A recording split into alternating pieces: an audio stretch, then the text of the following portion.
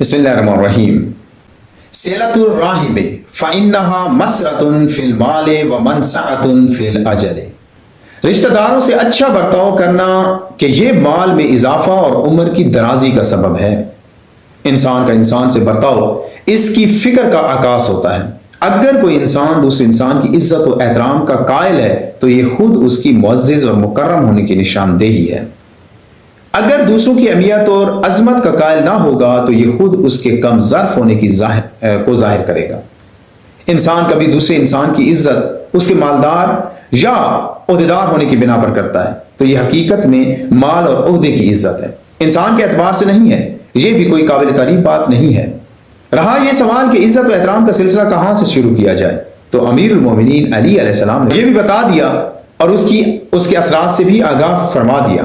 इंसान जब पैदा होता है तो पहला रिश्ता माँ बाप होते हैं और पैदाइश के साथ ही कोई भाई तो कोई बहन, कोई चचा तो कोई मामू, कोई नाना नानी तो कोई दादा दादी के रूप में रिश्ते बनते हैं। ये इंसानी रिश्ते पैदाइश के साथ वजूद में आते हैं। कुरान ने इन रिश्तेदारों से ताल्लुक निभाने को सिलतुर रहम यानी रिश्तेदारों से अच्छे सलूक के उन्वान से बार बार जिक्र किया है। अमीरुल मोमिनीन अलैहिस्सलाम इस इरशाद में उसकी अहमियत और इन रिश्तों से जुड़े रहने और रिश्ते निभाने की ताकीद भी फरमाई है और उसके असरात भी बताए हैं कि इससे माल में इजाफा होगा और उम्र दराज नसीब होगी।